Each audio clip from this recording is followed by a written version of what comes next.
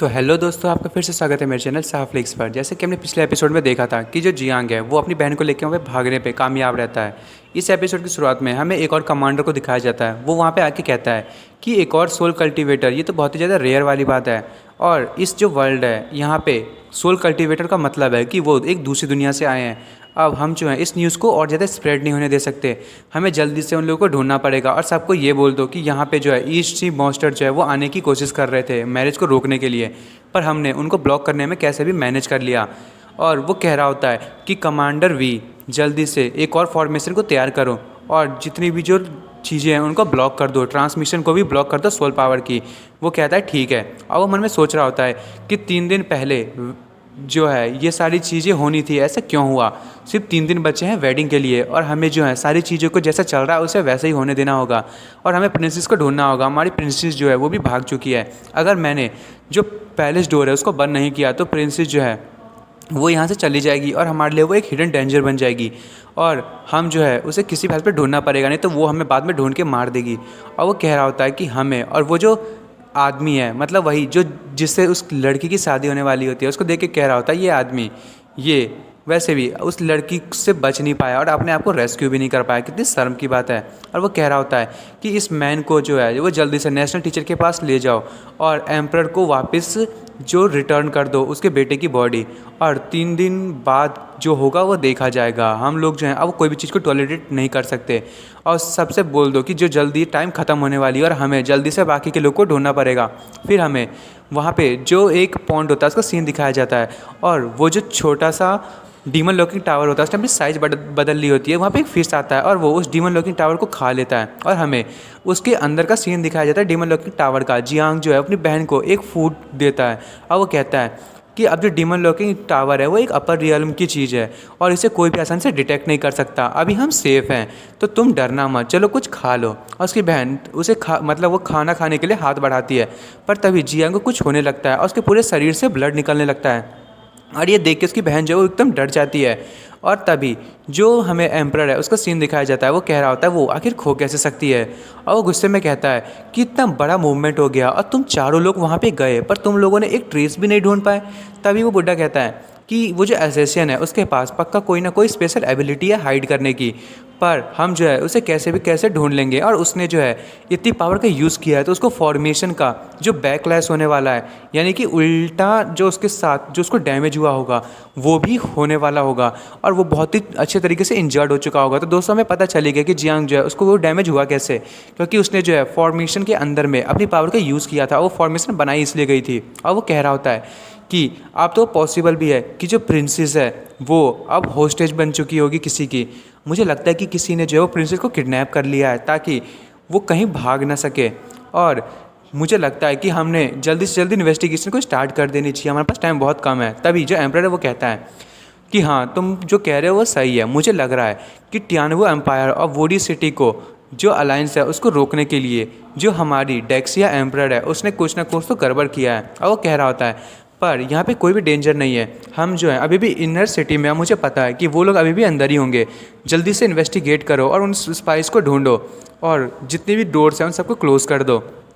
तभी वो जो अंकल होता है वो जाके कहते हैं कि ठीक है मैं जल्दी से स्पाई को ढूंढता हूँ और आपका जो वर्ड है मैं उस चीज़ को पक्का पूरा करूँगा और मैं जल्दी से बैटल के लिए भी प्रिपेयर करता हूँ। और बूढ़ा कह रहा होता है कि ठीक है मैं समझ चुका हूँ। तभी जो एम्परर है मन में सोच रहा होता है कि इतने 1000 साल हो गए और ये दिन आखिरकार आ ही गया, और जो ग्रेट पावर है उसका बैलेंस मुझे बनाने के लिए अब बस मेरे पास 3 ही दिन बचे हैं और टियानवुक जो है उसको मुझे अकेले ही अब अपने ऊपर में लेना पड़ेगा। और तभी वो एकदम ख़तरनाक तरीके से अपनी आंखें ओपन करता है और कहता है कि अब सारे के सारे जो हैं वो मेरे प्लान के हिसाब से होंगी और मेरे जो प्लान है उसमें कोई भी चेंज नहीं होना चाहिए। और वो कुछ करता है और जितनी की जितनी सिटी होती है उसमें रून्स लिखी हुई आ जाती है और सारे के सारे गार्ड्स कह रहे होते हैं जल्दी से स्पाई को ढूंढो। और कमांडर भी कह रहा होता है कि हर एक कॉर्नर को ढूंढो पैलेस के। और वो कह रहा होता है कि सब चीज़ों की वेरिफिकेशन करो, गेट्स पे जाओ और चेक करो कि आखिर कौन है जो अभी अभी आया है। सबके हाथों पे एम्बलम चेक करो, एक एक इंच चेक होना चाहिए। अब वो कह रहा होता है कि यदि पॉसिबल हो तो ये जो इम्पीरियल मतलब ये जो कैपिटल है उसके अंदर 3 फीट तक खोद दो, क्या पता वो स्पाई जो है ज़मीन के अंदर में हो।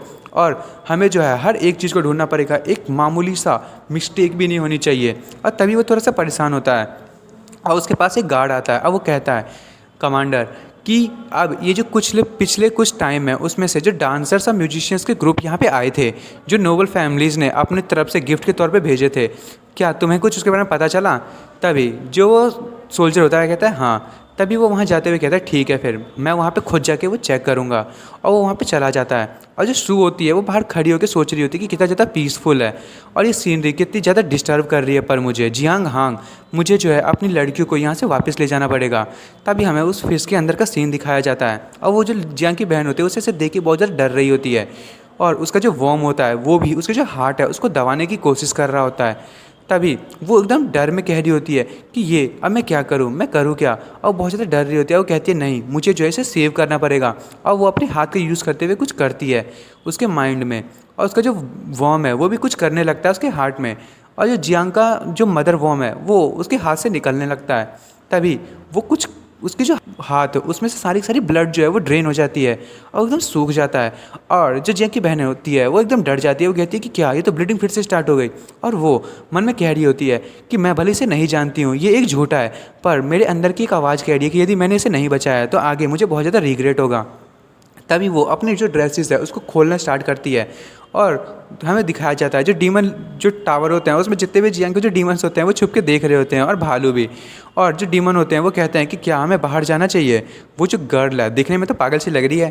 तभी भालू कहता है कोई बात नहीं, ये ठीक है, हमारा जो बॉस है उसकी फिजिक्स बहुत ज़्यादा अच्छी है और उसका जो वाउंड्स है वो बहुत ज़्यादा जल्दी ठीक हो जाएगा। तभी हमें उस मदर वॉर्म को दिखाया जाता है, वो फिर से जो जियांग है उसकी बॉडी में एंटर कर जाती है।